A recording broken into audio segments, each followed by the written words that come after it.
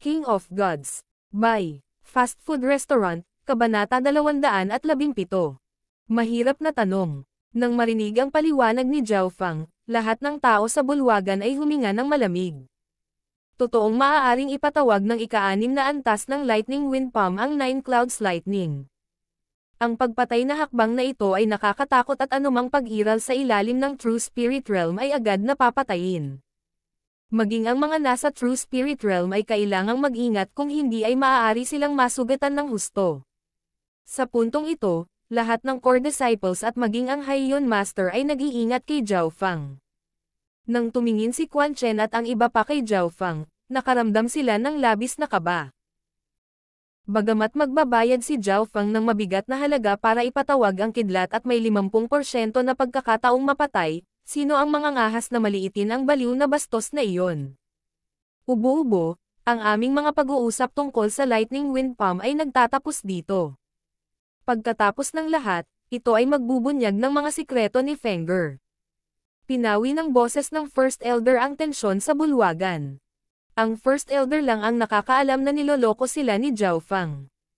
Sa pamamagitan ng mga pagpapahusay ni Zhao Fang, hindi matawag ng ika-6 na antas ang Nine Clouds Lightning. Ngunit kahit na hindi nito kayang tawagan ang kidlat, sa bawat iba pang aspeto, ito ay mas malakas at ang panganib na dulot nito ay napakababa. Bilang mas perpekto sa kasanayang ito, paano isasapanganib ni Zhao Fang ang kanyang buhay sa posibilidad at swerte? Sa orihinal, kahit na hindi ipatawag ng isa ang Nine Clouds Lightning, maaaring bumaba pa rin ang kidlat sa isang umuulan na araw o bagyo. Ngayon, sa pamamagitan ng pagsubok at pagkakamali at ang pagsasanib ng Lightning Inheritance, ang Lightning Wind Palm ay naging kompleto. Ginamit ni Zhao Fang ang pagtataka ng lahat at ang orihinal na Lightning Wind Palm para takutin ang lahat. Maging ang Haiyan Master ay naniwala sa karamihan nito. Naniwala si Quan Chen dito nang walang pag-aalinlangan at sa wakas ay naunawaan niya ang ibig sabihin ni Zhao Fang sa paghahanap ng mas mahusay na kasanayan. Si Zhao Fang ay naging isang ipinagbabawal na pag-iral. Para siyang may time bomb sa kanya. Sino ang maglalakas loob na saktan ang baliw na bastos na ito? Maging ang Haiyan Master ay magiging maingat kung susubukan niyang patayin si Zhao Fang ng palihim. Bagamat mukhang high-key ang mga kilos ni Zhao Fang, ang ginawa lang niya ay magbukas ng pansamantalang payong, na nagbigay sa kanya ng mas maraming oras para mag-mature. Sa mga susunod na araw, sinimulan ni Zhao Fang na gamitin ang kanyang mental energy skills laban sa core disciples tulad ng tinalakay sa Clan Master. Ang dahilan kung bakit pumayag si Zhao Fang ay hindi lang dahil sa mga reward na inaalok ng clan. Ang iba pang dahilan ay kulang siya sa karanasan sa pakikipaglaban sa mental energy. Ngayon ang mga core disciples na ito ay handang maging live na target, halatang hindi sila tinanggihan ni Zhao Fang. Una siyang nagsimula kay Yang Gan. Ayon sa kasunduan na ginawa sa clan, nauna ang 5 nangungunang. Ang kalooban, karanasan at estado ng puso ni Yang Gan ay lahat ay napakataas. Ang mga taong ito ay may malakas na pagtutol laban sa mga pag-atake ng tunog ng enerhiya ng kaisipan at ang paglilinang ng huli ay mas mataas kaysa kay Zhao Fang. Si Zhao Fang ay handang tumulong kay Yang Gan. Una, iisa ang master ng dalawa at hindi sila magkaaway. Pangalawa, napakalakas niya kaya hindi na kailangang mag-ingat si Zhao Fang. Kung ito ay isang taong may mahinang kalooban, si Zhao Fang ay maaaring malubhang masaktan sila nang hindi sinasadya. Bahagyang napabulala si Zhao Fang at ginamit muna niya ang kanyang mental energy sound attack. Ang pag-ataking ito ay magdudulot ng pinsala sa mga organo sa pamamagitan ng mga vibrations ng tunog at ito ang pag-atake na pinakapamilyar ni Zhao Fang. Sa pagharap sa mental energy sound attack, bahagyang nanginig ang makapangyarihang pigirin ni Yang Gan. Ang katotohanan na siya ay nakabantay ay nagpapahintulot sa kanya na harangan ang pag-atake. Brother Yang, ingat ka. 50% lang ng kapangyarihan ko ang ginamit ko noon. Bahagyang ngumiti si Zhao Fang. 60%, 70%, 80%. Nang gamitin ni Zhao Fang ang 8 hanggang 90% ng kanyang kapangyarihan, naramdaman ni Yang Gan ang kanyang estado ng puso at dugo na bahagyang nanginginig. Brother Zhao, ang mental energy sound attack mo ay maaaring makapinsala sa akin kung ito ay isang sneak attack. Si Yang Gan ay may game time na ekspresyon. Siya si Yang Gan. Kung ito ay isang tao bukod sa kanya o Beimoy, malamang na sila ay agad na mapatay sa pamamagitan ng isang tunog na pag-atake. Ang mas nakakatakot ay ang paglipat ni Zhao Fang ay isang pag-atake sa lugar. Ito ay dahil ito ay isang pag-atake sa lugar na nalampasan ni Zhao Fang sa ikalawang yugto ng Floating Crest Trial. Ang hindi alam ni Yang Gan na kahit na ginamit ni Zhao Fang ang halos lahat ng kanyang kapangyarihan sa pag-atake ng tunog ng enerhiya ng pag-iisip, pinagsama-sama lang niya ang 20 hanggang 30% ng mga kaliwanagan na nakuha niya mula sa Lightning Inheritance dito. Nangangahulugan din ito na kung ganap na pinagsama ni Zhao Fang ang mga kaliwanagan na nakuha niya mula sa Lightning Inheritance sa Mental Energy Sound Attack, ang kapangyarihan ay maaaring tumaas ng hindi bababa sa 50%. Sa ilalim ng sitwasyong iyon, maaaring masugatan si Yang Gan kahit na siya ay nagbabantay. Ang unang mental energy attack ni Zhao Fang ay ang kanyang forte, ang Mental Energy Sound Attack. Sa pagharap sa pag-atake ng ilang beses, tumaas ang pagtutol ni Yang Gan. Ang ikalawang round, ang pagguho. Walang taong walang kapintasan. Lahat ng tao ay may kapintasan sa kanilang mga puso. Kung ang isang tao ay walang mga kapintasan, kung gayon sila ay magiging isang santo ngunit ang mga santo ay umiiral lamang sa mga alamat. Ang ibig sabihin ng Erosion ay sinusubukang alisin ang mga kapintasan sa puso ng kalaban. Ang mga natama ng kasanayang ito ay maaaring mawala ang kanilang katwiran at kung ito ay seryoso, ang kanilang mental energy ay maaaring gumuho. Sinubukan ni Zhao Fang na sirain ang puso ni Yang Gan, ngunit ang epekto ay hindi halata. Ngunit may isang pagkakataon na nagtagumpay si Zhao Fang sa paglusot sa depensa ni Yang Gan, nakakuyom ang mga kamao ng huli at nagawa niyang ipitin ang mga ngiping nakakuyom. Walang sino man ang maaaring kumuha sa akin ng titulong head disciple. Beimoy, Zhao Fang, malayo ka pa. Paano ito posible? Siyempre, nabawi ni Yang Gan ang kanyang kamalayan sa kalahating oras ng paghinga, ngunit ang kalahating oras ng paghinga ay sapat na upang magpasya sa isang labanan. Brother Zhao, ako lang. Lumalabas ang malamig na pawis sa noo ni Yang Gan. Tumawa si Zhao Fang at nagsabi, ayos lang, walang perpekto. Lahat ng tao may kanya-kanyang kapintasan. Hindi na siya tinanong ni Yang Gan. Sa pagharap kay Zhao Fang, na sinusubukang sirain ang kanyang puso, ang paglaban ni Yang Gan laban dito ay naging mas malakas din. Ang ikatlong round ng mental energy ng kaisipan, ang mga ilusyon ng enerhiya ng kaisipan. Ang landas ng mga ilusyon ay napakalalim at maaari itong magamit sa maraming aspeto, tulad ng mga kasanayan sa paggalaw o mga array ng ilusyon. Ang ilusyon ng isip ni Zhao Fang ay ang kombinasyon ng illusion fish picture at ng heart controlling technique. Brother Yang, magsisimula na ako. Ang boses ni Zhao Fang ay tila may pain at pang-akit at kakaibang kumikinang ang kanyang mga mata. Sa pangalawang pagkakataon na sinalubong ng tingin ni Yang Gan ang mata ni Zhao Fang, ang kanyang ekspresyon ay nagpupumiglas ng isang segundo bago bumalik sa normal. Napakalakas ng mga pag-atake ng ilusyon. Bahagyang nagulat si Yang Gan. Ang kapangyarihan mula sa mga ilusyon ng isip ni Zhao Fang ay naglalaman ng mga insight na nakuha mula sa illusion fish picture. Napakalalim ng illusion fish picture at minsang sinabi ng matandang si Zhang na kung naintindihan niya ng buo ang illusion fish picture, wala siyang karapatang maging guro niya. Ngayon, halos lahat ng ito ay natutunan na ni Zhao Fang at ang kanyang mga ilusyon sa pag-iisip ay napakalakas. Hihihi, 30 hanggang 40% na power lang ang ginamit ko noon. Bahagyang tumawa si Zhao Fang habang gumagamit siya ng isa pang ilusyon sa pag-iisip. Ang mga ilusyon sa pag-iisip ay nahahati sa dalawang uri. Ang una ay ang mga pag-atake ng ilusyon sa pag-iisip at ang nakatalukbong na figure, na nakilala ni Zhao Fang noong gabing iyon, ay may ganitong uri. Ang pangalawang uri ay pagkalito ng ilusyon sa isip. Ang lakas ni Zhao Fang ay ang pangalawang uri at pinagsama sa illusion fish picture, maaari niyang gawing pansamantalang ilusyon ang kalaban. Nang gumamit si Zhao Fang ng 60 hanggang 70% ng kanyang kapangyarihan, si Yang Gan ay natulala na at bawat pagkataranta ay tatagal ng kalahating hininga hanggang sa 2 paghinga sa pinakamataas. Makalipas ang 2 araw, ang pagsasanay ni Yang Gan kasama si Zhao Fang ay natapos na. Nakita lang ng lahat si Yang Gan na lumabas na walang kaluluwa. Pagkatapos noon, sina Beimoy, Ran Xiaoyuan, Yuan Ji at ang iba pa ay naging buhay na paksa ng pagsubok ni Zhao Fang. Sa sorpresa ni Zhao Fang, napagtanto niya na ang paglaban ni Beimoy sa mental energy ay bahagyang mas malakas kaysa kay Yang Gan at ito ay dahil sa Dark Water Inheritance. Hindi lang malakas sa physical defense si Beimoy, napabuti din ng kanyang Dark Water Inheritance ang kanyang mental energy defense. Sa 2 araw na pagsasanay, umalis din si Beimoy, talunan at pagod. Ang pangatlong tao ay si Ran Xiaoyuan. Katamtaman ang performance ni Ran Xiaoyuan. Noong ginamit niya ang atake ng pagguho, nagulat si Zhao Fang sa pagganap ni Ran Xiaoyuan. Gusto ko si Brother Zhao. Sister, huwag mong sabihin kahit kanino. Pulang dugo ang mukha ni Ran Xiaoyuan habang mapilit niyang sinabi. Ang buong proseso ay tumagal ng ilang paghinga.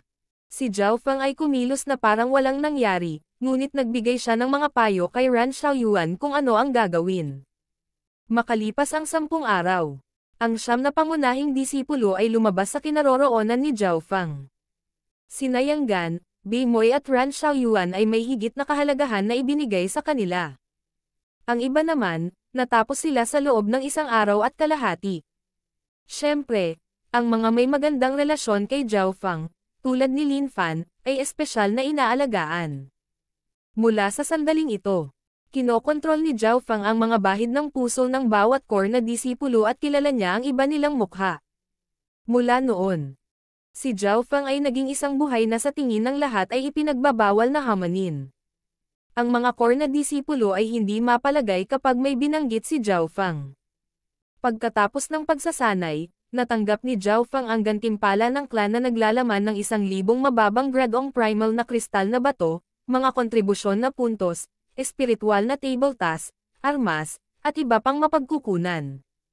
Si Zhao Fang ay lubos na nasisiyahan. Sa nakalipas na 10 araw, naging mas swabe siya sa paggamit ng kanyang mental energy at tumaas ang kanyang lakas.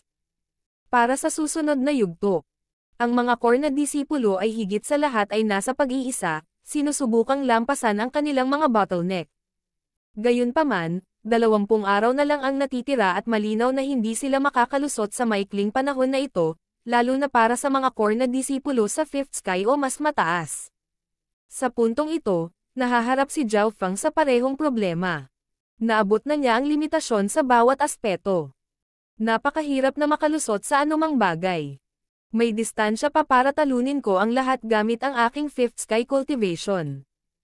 Lalo na kapag ang 4 na bituin ay mas malakas kaysa sa isa't isa. Naisip ni Zhao Fang sa kanyang puso. Ano ang dapat niyang gamitin ang natitirang oras? Maaari niyang ibukod ang pagpasok sa liblib na pagmumuni-muni. Ang patuloy na pag-iisa ay nagpalala ng epekto. Pagkatapos, mayroon na lamang isang paraan upang madagdagan ang kanyang lakas. King of Gods, Kabanata 218. Mahiwagang lugar. Ang sagot ay simple. Labanan. Sa nakalipas na ilang buwan, si Zhao Fang ay nag-iisa at ang bawat aspetong sinasanay niya ay umabot sa bottleneck. Sa pamamagitan lamang ng tunay na labanan ay mapipiga ang kanyang potensyal. Ito rin ang dahilan kung bakit mabilis na tumaas ang lakas ng lahat sa Floating Crest Trial. Siyempre, 20 araw na lang ang natitira at hindi magagarantiyahan ni Zhao Fang na ang labanan ay magbibigay sa kanya ng mga tagumpay. Ngunit isang punto ang tiyak, kung nanatili siya sa pag-iisa, halos walang posibilidad ng mabilis na pagtaas ng kanyang lakas. Sa makatuwid, pinili ni Zhao Fang na lumabas at makipaglaban. Hindi lang si Zhao Fang ang nag-isip nito. Si Beimoy at Lin Fan ay umalis na sa clan para lumabas at lumaban. Pumunta si Zhao Fang para magmisyon mula sa clan. Ang layunin ay patayin ang 4 na two-headed silver-crowned birds. Ang kahirapan ng misyong ito ay nireranggo sa pagitan ng 6 at 7 bituin. Karaniwan, 3 cultivator sa 6th sky ang kakailanganin para magkaroon ng mataas na pagkakataon na magtagumpay. Ang two-headed silver-crowned bird ay isang lumilipad na nilalang na may 2 ulo at kaya nitong talunin ang mga normal na magsasaka sa 6th sky. Tiyak na hindi papayagan ng clan ang mga normal na disipulo, na gustong tanggapin ito, na pumunta. Ngunit kung isa sa alang-alang na ito ay si Zhao Fang, pumayag si Vice Head Li. Mula sa kanyang pananaw, Kahit na hindi magawa ni Zhao Feng ang misyon, mayroon pa rin siyang kakayahang umatras nang hindi nasaktan. Higit pa rito, si Zhao Feng ay isang maalamat na mamamana at siya ay angkop para sa gawain. Oh, oo, ang misyon na itinakda mo noon ay halos natapos na at ang mga pangunahing kristal na bato ay halos maubos na. Paalala ni Vice Headley. Sobrang bilis. Bahagyang nagulat si Zhao Feng dahil nagbigay siya ng daan-daang libong substandard na primal crystal na mga bato para sa misyon na ito. Matapos matanggap ang mga materyales, 70% ng mga primal crystal na bato sa loob ng interspatial bracelet ni Zhao Feng ay nawala. Meow meow. Ang maliit na pas ang magnanakaw ay tumalon upang ipakita ang kanyang kawalang kasiyahan. Nakipagkasundo si Zhao Feng sa maliit na pas ang magnanakaw na bibigyan niya ito ng 200 substandard na primal crystal na bato bilang pagkain ng pusa. Ang maliit na pas ang magnanakaw ay hindi hawakan ang mga item sa interspatial na pulse ares bilang kapalit. Ngunit sa 70% ng mga pangunahing kristal na bato ay nawala, ang maliit na pusa ay hindi nakayanan. Sa normal na mga pangyayari, hindi dapat masyadong mababa ang pera ni Zhao Feng dahil marami siyang natamo mula sa paglilitis, ngunit gumastos siya ng malaking bahagi sa pangangalap ng mga mapagkukunan para sa Yin Shadow Cloak. Maraming mga mapagkukunan ay nagkakahalaga ng isang lungsod at ang mga ito ay nagkakahalaga ng higit pa kaysa sa mga mortal na armas. Higit pa rito, dahil ito ay isang paghahanap na misyon, ang mga gantimpala ay mas malaki. Bukod doon, binigyan ni Zhao Feng sina Yang Qingshan at Nan Gongfan ng maraming mapagkukunan. Ngayon, si Zhao Feng ay mayroon lamang 1,000 primal crystal na bato, na nagkakahalaga ng 100,000 substandard na primal crystal na mga bato, ang natitira. Upang makakuha, dapat matalo. Inalagaan ni Zhao Feng ang mga mapagkukunan at hindi niya pinagsisihan ang desisyong ito. Ang Yin Shadow Cloak ay isang inheritance item na maaaring lumaki kasama ng may-ari. Kung ito ay maayos, ang kapangyarihan nito ay tataas sa ibang antas. Tara na. Pagkatapos gawin ni Zhao Feng ang misyon, umalis siya kaagad sa clan at nagtungo sa kailaliman ng Sky Cloud Forest. Ang pangunahing focus niya ay labanan at hindi ang misyon. Kahit na hindi niya makumplito ang misyon, ang kailangan lang niyang bayaran bilang kabayaran ay ilang kontribusyon na puntos, na wala sa kanya. Saang direksyon tayo dapat tumungo? Pinaikit ni Zhao Feng ang kanyang mga mata. Ang Sky Cloud Forest ay sumasaklaw sa 13 bansa at may mga lugar na kahit ang mga nasa True Spirit Realm ay hindi nang ahas na pasukin. Meow meow. Lumitaw ang munting pas ang magnanakaw at nagluwa ito ng sinaunang barya. Ang sinaunang barya ay pamitik sa himpapawid bago dumaong sa mga paa ng maliit na magnanakaw na pusa. Inabot ng huli at itinutok nito ang paa sa isang direksyon. Mabuti. Tumungo si Zhao Feng sa direksyon na itinuro ng pusa. Habang nasa daan, may narinig na hiyawan mula sa isang agila, dahilan upang matakot sa takot ang mga kalapit na nakamamatay na hayop. Tumangala si Zhao Feng at nakita niya ang isang golden feathered eagle na lumilipad sa hangin at nagradiated ito ng aura na nasa fourth sky. Ito ay isang lumilipad na Yao Beast na angkop na buhatin siya. Bumaba ka. Ang boses ni Zhao Feng ay napakaakit at dinala ito sa pamamagitan ng mental energy. Ang golden feathered eagle, na may pakpak na 4 hanggang 5 talampakan, ay malumanay na dumaong sa lupa at ito ay kumilos ng napakasunurin. Tumanggaw si Zhao Feng at umupo siya sa likod ng agila. Ang kanyang pangunawa sa heart controlling technique ay hindi mas mahina kaysa sa nakatalukbong na figure ngayon at ang pagkontrol sa isang ibon ay simple. Dinala ng golden feathered eagle ang tao at pusa patungo sa kailaliman ng Sky Cloud Forest. Makalipas ang 1 oras, isang maliit na sapa sa isang kanya nang lumitaw.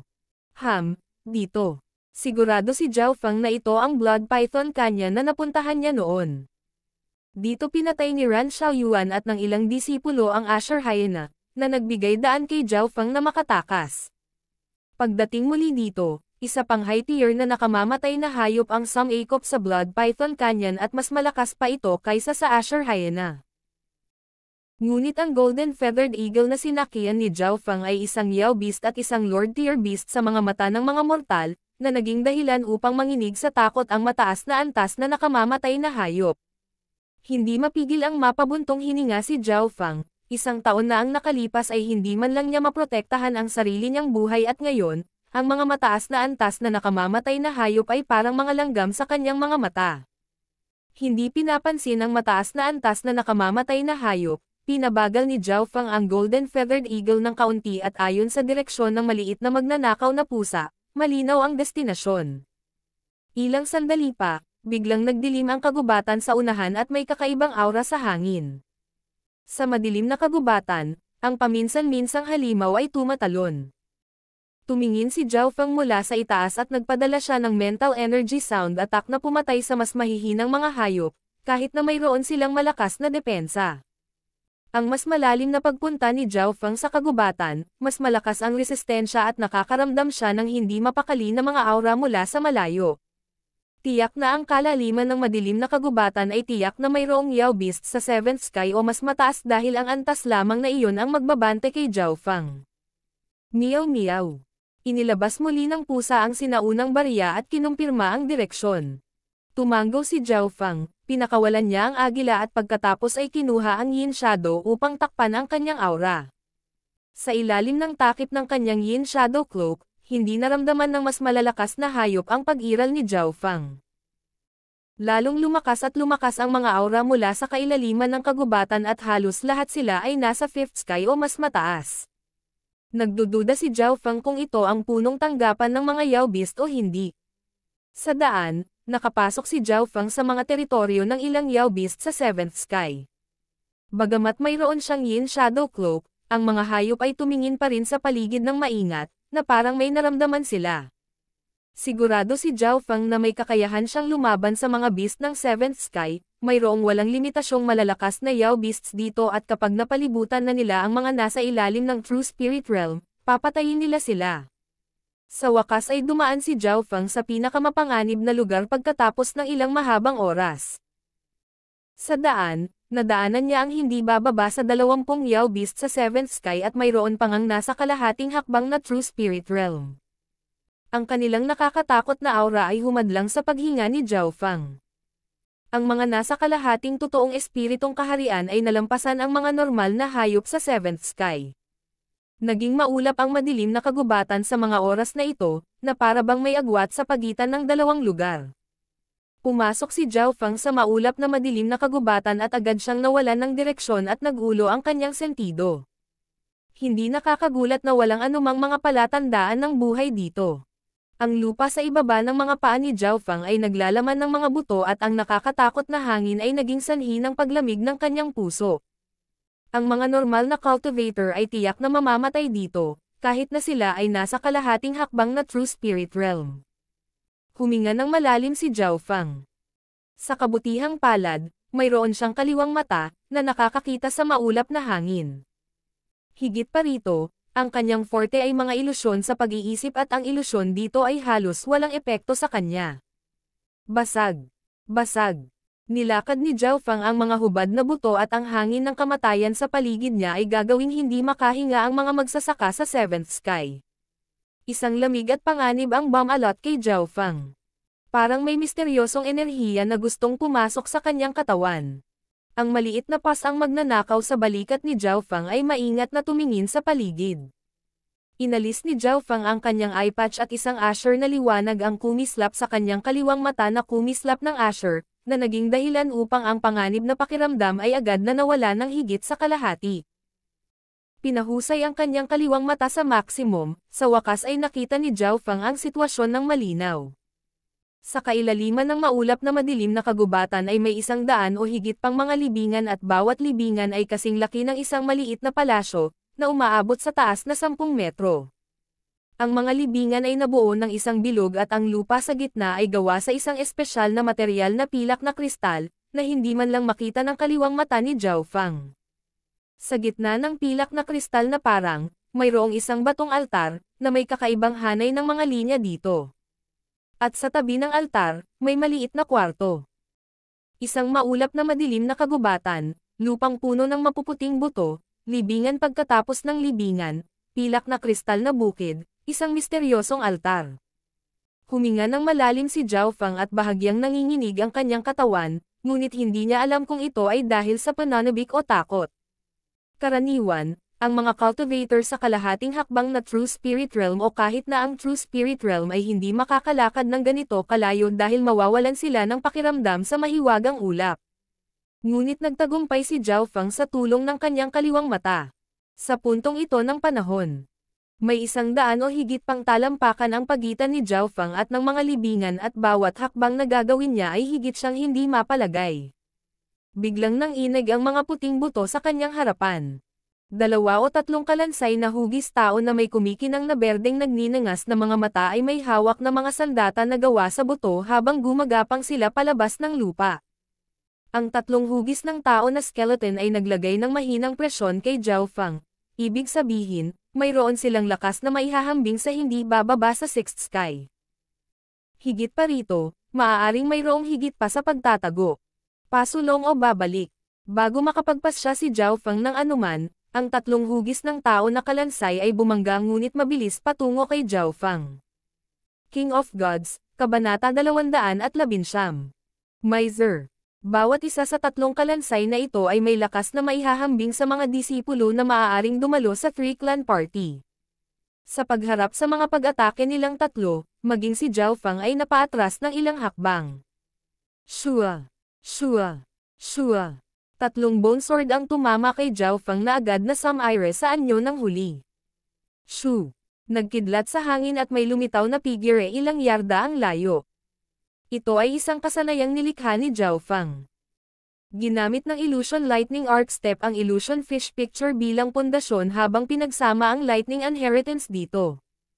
Hindi nang ahas si Zhao Feng na gamitin ang skill na ito sa 3-clan party dahil hindi pa niya ito na-practice ng sapat ngunit makalipas ang ilang buwan, ang kanyang Illusion Fish Lightning Arc Step ay naperpekto na. 3 kalansay na maihahambing sa 6th sky ay hindi man lang mahawakan ang mga damit ni Zhao Feng. Lightning Wind Palm. Ang mga arko ng kidlat ay namuo sa palad ni Zhao Feng at naging sanhi ng paglitaw ng tunog ng kulog. Boom! Crack! Ang 3 tao na parang kalansay ay agad na napaatras. Ang kalansay sa harap ay agad na naging itim na alikabok habang ang 2 pa ay nagkahiwa-hiwalay. Napakalakas! Tumingin si Zhao Feng sa kanyang palad ng may kagalakan. Ang ika-6 na antas ng Lightning Wind Palm ay talagang nakakatakot. Halos agad itong pumatay ng 3 skeleton na maihahambing sa 6th sky. Sa misteryosong sonang ito, hindi na kailangang itago ni Zhao Feng ang kanyang Lightning Inheritance. Ang iba pang 2 kalansay ay lahat ay nasaroon ng anyo at ikanaway ni Zhao Feng ang kanyang kamay, naghagis sa mga arko ng kidlat patungo sa kanila. Crack! Crack! Ang 2 tao na parang kalansay ay nagkapira-piraso. Nagpakawala ng hininga si Zhao Feng. Kahit na ang 3 kalansay ay tila malakas, ito ay tila ganap na sinalungat ng kanyang Lightning Wind Palm. Ang pagpatay sa 3 nilalang na maihahambing sa 6th sky ay medyo pinalaki. Kung titingnan ito mula sa ibang pananaw, mapatay kaya ni Zhao Feng ang 3 yanggan sa isang palad. Malinaw, sa ilalim ng normal na mga sitwasyon, ito ay napaka-imposible. Pagkatapos patayin ang 3 kalansay, nagpatuloy si Zhao Feng. May 100 yarda pa bago ang mga libingan at dahil nakabantay si Zhao Feng, binigyan niya ng pansin ang mga layer ng puting buto sa ibaba. Clack! Clack! Ang mga puting buto sa lupa ay nagsimulang gumalaw muli at ang mga kalansay ng tao ay nagsimulang tumaas. Mamatay. Bago sila ganap na lumitaw, ginamit ni Zhao Feng ang kanyang Lightning Wind Palm at pinatay sila ng sunod-sunod. Ang kanyang husay sa paggalaw ay ang Illusion Fish Lightning Arc Step na nagiging sanhi ng mga arko ng kidlat na kumikislap sa hangin tuwing siya ay gumagalaw. Kahit na 3 o 4 na kalansay ng tao ang lumitaw ng sabay-sabay, pinatay sila ni Zhao Feng bago sila bumangon. Para siyang naglalaro ng hampas ng nunal, tuwing may lalabas ay tatamaan niya ito.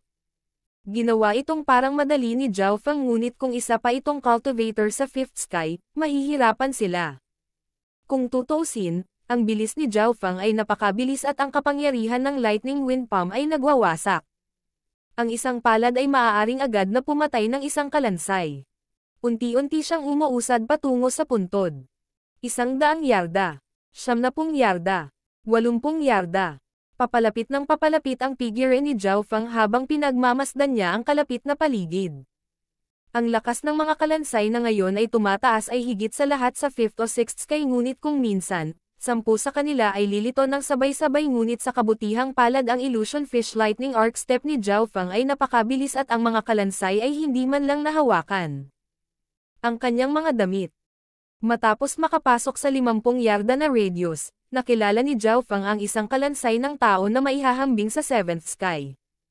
Ang kalansay ng tao na ito ay 2 hanggang 3 yarda ang taas at may hawak na makapal na sibat na gawa sa buto. Nang iwagayway nito ang sibat, isang radius na 10-10 yarda ang nababalot ng itim na hangin. Nakaramdam si Zhao Fang ng kaguluhan sa oras na ito. Kung siya ay tamaan ng diretso, siya ay malubhang nasugatan kung hindi namatay. Higit pa rito, ang depensa ng kalansay ng tao sa 7th sky ay tumaas ng isa pang antas. Hiu! Hiu! Itinulak ni Zhao Fang ang kanyang Illusion Fish Lightning Arc Step sa maximum at pinatay muna ang mas mahihinang skeleton sa malapit bago gamitin ang kanyang Lightning Wind Palm upang labanan ang huling skeleton. Lightning Wind Raging Dragon. Nagdulot si Zhao Fang ng paghahalo ng kidlat at hangin at nagpadala ng umuungal na dragon ng kidlat patungo sa balangkas na nasa 7th sky. Ang mga buto ng kalansay ay naging itim at bitek sa ilang lugar bago bumagsak. Huminga ng kaunti si Zhao Fang bago nagpatuloy. Isang skeleton sa 7th sky at maraming mas mahihinang skeleton ang tataas bawat ilang yarda at napahinto ang mga yabag ni Zhao Fang. Sinulyapan ni Zhao Fang ang mga libingan at hindi ng ahas na lumipad ng walang ingat. Lamang sa pamamagitan ng pagpunta sa lupa bit ay ito ligtas. Nang makitang dumilim ang kalangitan, bahagyang nabalisa si Zhao Fang, ngunit sa pag-iisip tungkol dito, ang layunin niya ay magkaroon pa rin ng karanasan sa labanan. Ang mahiwagang lugar sa kanyang harapan ay maaaring naglalaman ng malaking kapalaran. Lalo na sa loob ng mga libingan, maaaring may mga kayamanan sa loob. Ngunit naiintindihan ni Zhao Fang, gaano man siya nagmamadali, wala siyang magagawa. Dahan-dahan natin. Ang estado ng puso ni Zhao Fang ay dahan-daang huminahon habang siya ay nakaupo sa lupa at kumakain ng ilang spiritual pill. Nang umabot na ulit sa peak ang energy niya, nagpatuloy siya. Sa huling 30 yarda, ang mga skeleton ay nasa 7th sky. Dahan-daang gumapang si Zhao Fang pasulong, at dahan-daang gumiling sa landas. Ang Illusion Fish Lightning Arc ay naging mas matatas at tila umunlad siya sa kung paano gamitin ang Lightning Inheritance. Sa simula ay halos hindi makalaban ni Zhao Fang ang 1 o 2 skeleton sa 7th sky. Ngayon ay tumaas ito sa 3 o 4. Ang pagharap sa 4 na kalansay sa 7th sky ay hindi maisip. Ang Lightning Inheritance ni Zhao Fang pati na rin ang paggalaw ay parehong bumuti at ang kapangyarihan at kinis ng Lightning Wind Palm ay tumaas din. Sa katunayan, sa pamamagitan lamang ng tunay na labanan ang isa ay bumubuti. Tuwang-tuwa si Zhao Fang. Makalipas ang 3 araw, nagsara si Zhao Fang sa huling 10 yarda ng libingan. Sa oras na ito isang mas nakakatakot na balangkas ang gumapang palabas. May Sajet Seat ng silver ang mga buto nito at ang aura na inilabas nito ay maihahambing sa half-step True Spirit Realm. Kapansin-pansing nagbago ang ekspresyon ni Zhao Fang nang magdesisyon siyang umatake muna. Mabangis niyang itinulak ang kanyang Lightning Wind Palm na naglalaman ng mapang wasak na kapangyarihan. Ngunit ang kumikislap na silver skeleton ay nagtagumpay sa pagbangon kahit na pagkatapos ng sunod-sunod na pag-atake ng diretso. Boom! Isang nakakatakot na puwersa ang nagpalipad kay Zhao Fang at naging sanhi ng pagluwa ng huli ng isang subo ng dugo. Pagkatapos maabot ang kalahating hakbang na True Spirit Realm, ang opensa at depensa ay parehong tumaas. Huminga ng malalim si Zhao Fang at na-activate ang kanyang bloodline power. Shoo! Kumalas ang Yin Shadow Cloak at naging Asher Trail si Zhao Fang na nagbibigay ng paminsan-minsang kidlat. Ang kumikislap na silver skeleton ay parang isang maliit na buhawi na pumipilit. Kailangang malaman ng isa sa tulong ng Illusion Fish Lightning Arc Step at Yin Shadow Cloak, ang bilis ni Zhao Fang ay maihahambing sa 7th sky. Gayunpaman, kahit nasa ilalim ng sitwasyong ito, hindi niya nagawang itapon ang kumikislap na silver skeleton. Kapag ang isang pag-girl ay umabot sa half-step True Spirit Realm, ang kanilang mga katangian ay tataas ng husto, kahit na ito ay kalahating hakbang lamang na True Spirit Realm. Bagamat hindi bilis ng Flash ang Silver Skeleton's forte, mas mabilis pa rin ito kaysa sa mga normal na cultivator sa 7th Sky.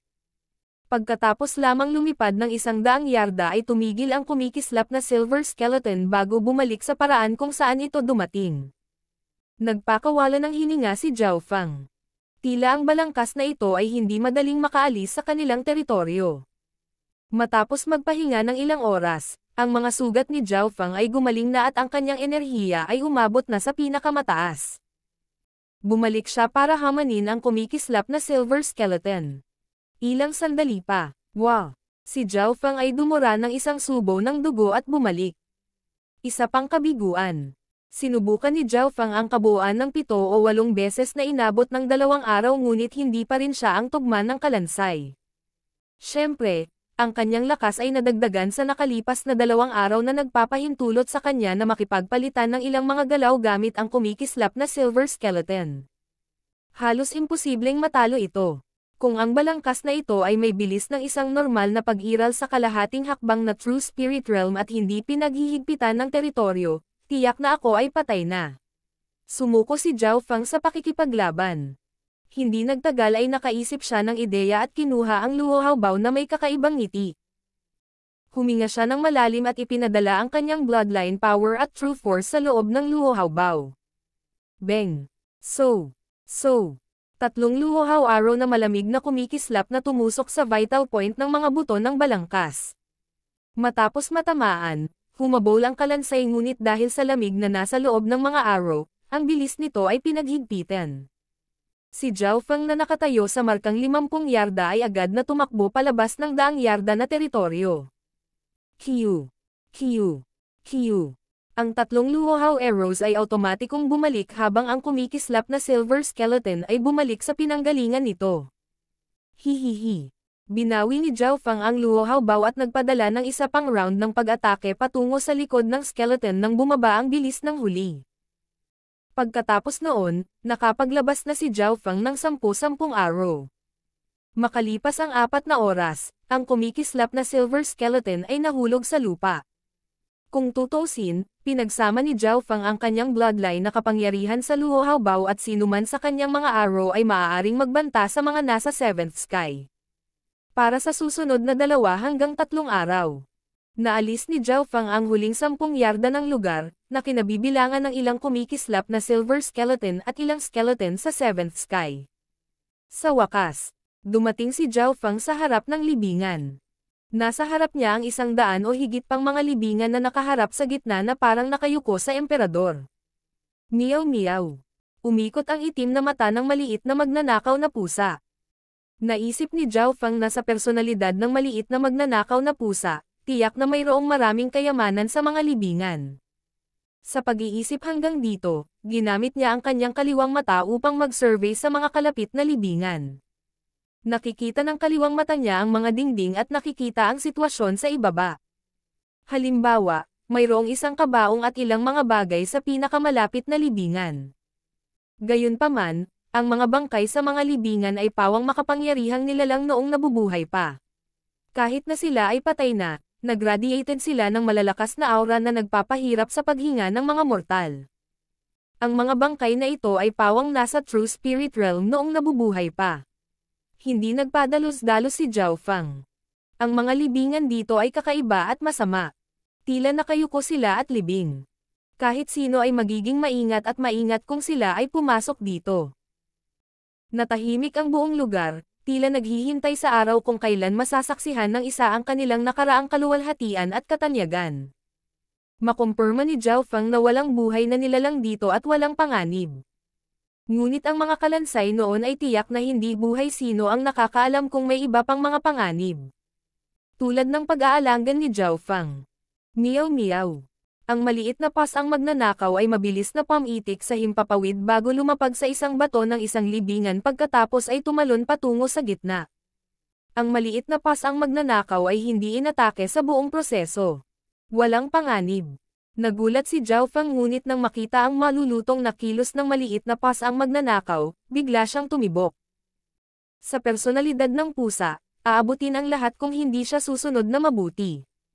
King of Gods, Kabanata 220. Sumpa ng 100 libingan. Nang walang anumang pag-aalinlangan, kumidlat ang kidlat sa ilalim ng mga paa ni Zhao Fang habang mabilis siyang lumipad sa hangin. Habang nasa himpapawid, tila naramdaman niya ang malamig na aura na nagmula sa mga libingan sa ibaba na tila nagsimulang kumalat mula sa kanyang mga paa. Biglang lumitaw ang isang nanginginig, mapanganib na pakiramdam, sinusubukang hanapin ang daan patungo sa kaluluwa ni Zhao Fang. Ang pakiramdam na iyon ay katulad ng pakiramdam na naramdaman niya noong una siyang tumuntong sa lupa ng mga buto, 10 beses lamang na mas malakas. Pang pang pang pang. Sa kalaliman ng kaliwang mata ni Zhao Fang, umikot ang Azure Abyss at naglabas ito ng tila sinaunang aura. Noon lang nawala ang delikadong pakiramdam. Nanlamig ang puso ni Zhao Fang. Ang panganib na iyon ay mas matindi kaysa sa misteryosong balangkas sa Sky Cloud Forest. Parang bigla niyang napagtanto na malamang bawal ang lugar na ito. Ang ilang maikling paghinga ay tila 1 siglo. Sa wakas ay lumipad si Zhao Fang sa mga libingan at sinabi sa kanya ng instinct na ang panganib na ito ay nagmula sa daan-daang mga libingan sa ibaba. Meow meow. Ang munting pasang magnanakaw ay dumaong sa field ng halos kasabay ni Zhao Fang. Ang lupa ay gawa sa isang misteryosong pilak na kristal na material na kahit ang kaliwang mata ni Zhao Fang ay hindi man lang makita ang nakaraan. Mahirap isipin kahit nasa kasalukuyang lakas ni Zhao Fang, hindi niya magagawang sirain ang anuman. Ngunit naramdaman ng kaliwang mata ni Zhao Fang na ang enerhiya dito ay tila nagyelo. Ang maliit na pas ang magnanakaw ay mabilis na tumalon papunta sa gitna ng parang, kung saan naroon ang batong altar. Mayroong ilang malalim na hanay ng mga linya na inukit sa batong altar at nang sumulyap siya sa mga ito, naramdaman ni Zhao Fang na siya ay nasa walang limitasyong espasyo. Shua! Inikat ni Zhao Fang ang kanyang kaliwang mata at kinopya niya ang ukit sa kanyang isipan. Bagamat wala siyang magawa dito, puno ng halaga ang kalaliman na nilalaman nito. Tumalon sa batong altar ang munting pas ang magnanakaw at tila natuwa ito ng bahagya. Naisip ni Zhao Fang, walang kayamanan kahit saan, kaya bakit ganoon ang kikilos ng maliit na pas ang magnanakaw? Tumalon saglit ang munting pas ang magnanakaw bago nagpakita ng malungkot na tingin. Hindi ito pinansin ni Zhao Fang at pumasok siya sa kwartong bato sa tabi ng altar. Maingat niyang sinuri ang lugar gamit ang kaliwang mata, ngunit wala siyang nakitang senyales ng panganib. Mula nang dumaan sa mga libingan, ang mapanganib na pakiramdam ay nawala, na naging dahilan upang si Zhao Fang ay halos tiyak na ang pilak na kristal na parang ay isang ligtas na sona. Sa loob ng kwarto, kahit saan ay nababalot ng alikabok, parang napakatagal na ng kwarto dito. Mabilis na nascan ng kaliwang mata ni Zhao Fang ang mga item na may halaga at hindi nagtagal ay nalock ito sa 3 item. Isang maliit na bote, isang flask ng alkohol at isang piraso ng balat ng hayop. Sa katotohanan, lahat ng hindi nabubulok ay mahalaga. Shua shua. Si Zhao Fang at ang maliit na pas ang magnanakaw ay gumawa ng kanilang mga galaw sa halos pareho, ngunit ang kanilang mga layunin ay magkaiba. Unang nilock ni Zhao Fang ang 3 bagay sa desk at lumipad patungo sa kanila. Isang patay na insekto ang target ng maliit na magnanakaw na pusa. Bahagyang nagulat si Zhao Fang. Nakita na rin niya ang patay na insekto, at hindi nabulok ang katawan nito. Pero obviously, hindi siya interesado dito. Nilamon ng munting pas ang magnanakaw ang buong katawan ng insekto, na parang natatakot na kunin ito ni Zhao Fang. Hindi ka ba natatakot na ito ay lason? Ngumiti si Zhao Fang. Nang dumaan ang kaliwang mata niya sa katawan ng insekto, nakita niyang nababalot ng lason ang insekto. Ang ginawa ng maliit na pas ang magnanakaw ay sinop. Si Zhao Fang ay labis na nagulat kailangang malaman ng isang tao na ang pusa ay hindi kailanman suminiktik kapag kinain nito ang mga pangunahing kristal na bato at iba pang mga bagay. Mukhang hindi simple ang insektong kinain ng pusa. Pagkatapos ay ibinalik ni Zhao Fang ang kanyang mga mata sa kanyang mga samsam. Makinis at transparent ang maliit na bote, halatang hindi ito gawa sa simpleng material. Bukod dito, naglalaman ito ng isang transparent na likido sa loob. Tulad ng para sa flask ng alkohol, ito ay napakabigat at ito ay napakasarap ng amoy, ngunit nang buksan ito ni Zhao Fang, walang anumang bagay sa loob. Gayunpaman, Ang instinct ni Zhao Feng ay nagsabi sa kanya na ang prasko ay hindi simple. Ang munting pas ang magnanakaw ay tumitig sa bote at prasko na may galit at pagkadismaya. Ngunit malinaw naman, hindi kayang kumuha ng dalawa ng sabay-sabay ang pusa at hindi nito nagawang talunin ang may-ari nito. Sa piraso ng balat ng hayop ay may 2 linya ng mga salita na tila nakasulat sa napakamadaling paraan. Tungkol sa mga huling salita, lahat sila ay malabo at hindi malinaw. Hindi maiwasan ni Zhao Feng na gumawa ng conclusion. Ang silid na bato ay orihinal na protektado ng isang tao, ngunit isang hindi inaasahang sitwasyon ang lumitaw, na naging sanhi ng pag-alis ng tao at ang bote pati na rin ang prasko ay mga bagay na naiwan dahil sa pagmamadali. Ngunit, hindi nakilala ni Zhao Feng ang wika sa balat ng hayop. Hindi ito ang karaniwang wika ng kontinenteng ito. Meow meow. Ang maliit na pas ang magnanakaw ay tumalon sa balikat ni Zhao Feng at nagpakita ito ng kakaibang ekspresyon ng tingnan ng mga mata nito ang 2 linya. Naiintindihan mo sila. Si Zhao Feng ay kalahating naniniwala at siya ay kalahating hinala. Nadama niya na ang maliit na pas ang magnanakaw ay hindi isang anyo ng buhay na kakapanganak pa lamang, ngunit ito ay isang bagay na puno ng kaalaman. Ang maliit na pas ang magnanakaw ay may mapanglon na hitsura sa mukha nito at ikan-away nito ang mga paa kay Zhao Feng. Ang huli ay naglabas ng panulat at papel mula sa kanyang interspatial bracelet. Ginamit ng maliit na pas ang magnanakaw ang 2 nitong maliliit na paa at hinawakan ang panulat bago isalan ang mga salita mula sa balat ng hayop. Pagkatapos ay tiningnan ni Zhao Feng ang nilalaman. Ang Three Saints Palace ay naging hindi natitinag sa lugar ng alikabok. Nitong mga nakaraang araw, naakit pa nito ang ilang one-star factions na muntik nang basagin ang sumpa ng 100 libingan. Ngayon, naubos na ang enerhiya ng teleportation array. Aalis muna ang subordinate na ito. Nagsalubong ang mga kilay ni Zhao Feng pagkatapos basahin ito. Nasaan ang lugar ng alikabok? Ang 13 clans ba o ang Northern Continent? Ang one-star factions ay isa pang trail. Narinig ni Zhao Feng na binanggit ng First Elder na ang mga puwersa ay nireranggo mula 1 hanggang 5 bituin na may 5 bituin ang pinakamalakas. Gayunpaman, 5-star faction ang pinakamalakas na puwersa at naririnig lamang sila sa mga alamat. Ngunit ang mga puwersa ng kontinenteng ito ay tila hindi inayos ng mga bituin. Hindi alam ni Zhao Feng kung paano nakaayos ang mga puwersa, ngunit tila alam ni First Elder. Sa huli, isinulat nito ang Curse of 100 Graves at ginawa nitong maunawaan ni Zhao Feng ang paglalagay ng 100 libingan. No wonder nakaramdam siya ng lamig na pilit na umiiwas sa kanya nang pumasok siya sa lupa ng mga puting buto. Ngunit dahil sa kaliwang mata niya, hindi nakapasok ang sumpa sa katawan niya. Higit pa rito, ayon sa nakasulat sa balat ng hayop, ang sumpa ng 100 libingan ay halos masira at ang epekto nito ngayon ay mas mahina kaysa dati.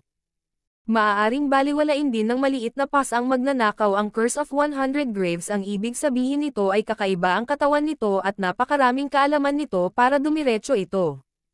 Bagamat hindi maintindihan ni Zhao Feng kung ano ang ibig sabihin ng karamihan sa mga salita sa balat ng hayop, masasabi niya mula sa salitang alikabok, na ang mundong kasalukuyang alam niya ay dulo lamang ng isang malaking bato ng yelo. Nang makitang hindi niya maisip ang mga problemang ito, nagpasya si Zhao Feng na huwag pag-isipang mabuti ang mga ito. Pagkatapos ay itinoon niya ang kanyang atensyon sa prasko ng alak at bote. Walang laman ang flask, kaya itinapon ito ni Zhao Feng sa kanyang interspatial ring. Nang makita ang kanyang kilos, nagliwanag ang mga mata ng magnanakaw na pusa habang tumalon din ito sa interspatial bracelet. Pagkatapos ay itinoon ni Zhao Feng ang bote. May manipis na layer ng transparent na likido sa loob ng bote at naramdaman ni Zhao Feng ang isang purong enerhiya mula dito gamit ang kanyang kaliwang mata. Ito ay mas mahusay kaysa sa mga spiritual pills na kinain niya sa clan. Walang pag-aalinlangan, ininom niya ang likido, na umabot lamang sa 20 ng bote. Ang transparent na likido ay bumaba sa kanyang lalamunan at sa kanyang katawan. Agad, isang surge ng dalisay at malinis na enerhiya ang napukaw sa loob ng kanyang katawan. Ang dami ng transparent na likido ay kasing laki lamang ng hinlalaki, ngunit naglalaman ito ng malaking halaga ng enerhiya at naglabas ito ng malakas na aura. Ang unang pakiramdam na naramdaman ni Zhao Fang ay napuno siya at ang kanyang enerhiya ay napunan muli. Pagkatapos, ang kapangyarihan ng likido ay nagsimulang gumana sa paligid ng kanyang mga buto, dugo at balat. Ang epekto nito ay higit sa 10 beses na mas mahusay kaysa sa Mero Cleansing Pill. Sa kabutihang palad, ang kapangyarihan ay napakakalma o kung hindi ay maaaring malubhang nasugatan nito ang katawan ni Zhao Fang. Pakiramdam ng huli ay paulit-ulit na hinuhugasan ang kanyang buong katawan at gumaling ang ilan sa kanyang mga tinatagong sugat. Kasabay nito, naramdaman niya na nagbago ang kanyang mga buto. Agad siyang naupo ng naka-cross-legged at ginamit ang kapangyarihang ito sa paglinang. Ang enerhiya mula sa likido ay napakadaling makuha. Makalipas ang 1 oras, isang layer ng itim, malagkit na likido ang inilabas mula sa katawan ni Zhao Fang. Makalipas ang kalahating araw, naabsorb na ni Zhao Fang ng buo ang likido, na kasing laki lang ng hinlalaki, at naramdaman niya ang pagdaloy ng kuryente sa kanya. Parang kakakain lang niya ng buo at napunan ang lakas niya. Sa puntong ito, naabot na ni Zhao Fang ang rurok ng 5th sky. Ang natitirang kaunting likido lang ang naabot ko sa tuktok ng 5th sky. Huminga ng malalim si Zhao Fang at pinigilan niya ang umaapaw na saya sa kanyang puso. Muling tumaas ang kanyang rating sa lugar na ito. Ayon sa kanyang pagsusuri, ang likidong ito ay tila pagkain lamang ng taong ito at ang paglilinis ng katawan ay dagdag na epekto lamang. Ayon, dagdag na epekto lang. Unang naramdaman ni Zhao Fang ang busog nang inumin niya ang likido, pagkatapos ay naramdaman niyang nagbago ang kanyang katawan. Itinaas niya ang kanyang kamay at inikat niya ang kanyang tunay na puwersa. Pakiramdam niya ay 2 beses na mas malakas ang kanyang kapangyarihan kaysa dati. Ang kanyang katawan lamang ay mas malakas kaysa sa mga normal na cultivator sa 4th sky. Nakakatakot ang epekto ng misteryosong likidong ito, ngunit sa kasamaang palad, may kaunti lang, at ito ay mga labi ng ininom ng ibang tao. Nagpasya si Zhao Fang na pagsamahin ang kanyang kaharian at nalaman niyang mas mabilis na ang paglilinang noon. Kung pananatilihin niya ito, ilang araw na lang bago niya natural na maabot ang limitasyon ng 5th sky. Napabuntong hininga si Zhao Fang. Kaunti lang ang nainom niya ng misteryosong likido, ngunit nakakagulat ang epekto nito at dapat siyang makontento dito. Pagkatapos ay ibinalik niya ang kanyang atensyon sa interspatial bracelet at nabigla siya sa kanyang nakita. Sa loob ng interspatial bracelet, lasing na ang maliit na pas ang magnanakaw ngunit mas lumakas ang aura nito kaysa dati. Saan nanggaling ang alak? Natigilan si Zhao Fang. Alam niyang walang alkohol sa loob ng kanyang interspatial bracelet. Itinoon ni Zhao Fang ang kanyang mga mata sa prasko. Ang prasko ay napakabigat at mayroon pa itong ilang natitirang patak ng alkohol sa loob. Saan nanggaling ang alak? Sigurado si Zhao Fang na ang prasko ay walang laman noon. Napasinghap siya ng malamig at hinailan niya palabas ang munting pas ang magnanakaw. Makalipas ang 1 oras, nagbigay ng katotohanan ang munting pas ang magnanakaw at nagbuhos ito ng tubig sa prasko. Hindi nagtagal, nagsimulang magbigay ng mabangong amoy ang tubig sa loob ng prasko.